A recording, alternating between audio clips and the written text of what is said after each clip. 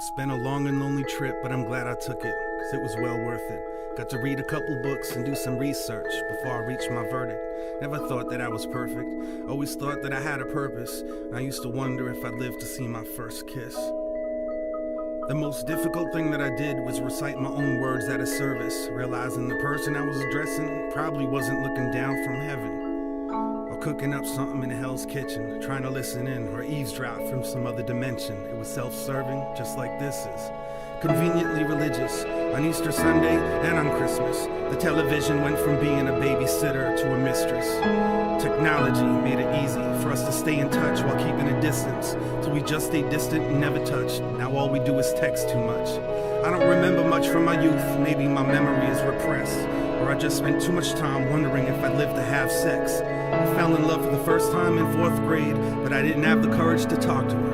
In 8th grade, I wrote the note and slipped it in somebody else's locker. Considered killing myself because of that. It was a big deal. It was a blown cover. It was over for me. My goose was cooked. Stick a fork in me. The jig is up. Blew my chances. The rest is history. Our future was torn asunder. It became abundantly clear I was only brought here to suffer. At least I didn't include my name. Thankfully, I wrote the whole note in code, and it had 10 layers of Scotch tape safety seal, making it impossible to open. Plus, it was set to self-destruct. Whoever read it probably died laughing. I wonder if they lived long enough to realize what happened.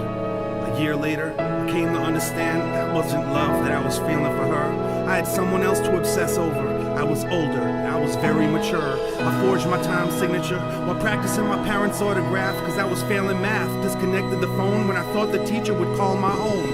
Checked the mailbox twice a day. At the end of a long dirt road, steamed open a couple envelopes like I was in private detective mode. If you snoop around long enough for something in particular, you're guaranteed to find it. For better or worse, that's how I learned it's best to just keep some things private.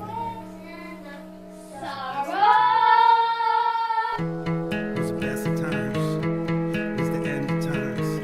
It was the best of times. It was the end of times. Best of times, the end of times. I was always on deck, I was next in line. An only child with a pen and pad, writing a list of things I could never have. Walls in my house were paper thin, every squabble seemed to get deafening. If my memory served me correctly, I made it a point to avoid and forget some things. Proudly to keep from being embarrassed, never meant to upset or give grief to my parents. Kept my secrets, hidden my talents in my head, never run to the mattress.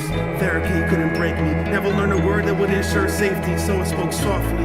And I tiptoed off, and the door to my room was like a big old coffin. The way that it creaked when I closed it shut, anxieties peaked when it opened up, as if everything that I was thinking would be exposed. I still sleep fully clothed. It was the best of times.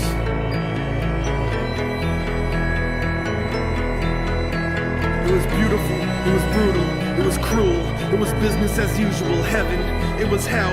Used to wonder if I lived to see 12. When I did, I figured that I was immortal. Loved to dance but couldn't make it to the formal. Couldn't bear watching my imaginary girlfriend bust a move with any other dudes.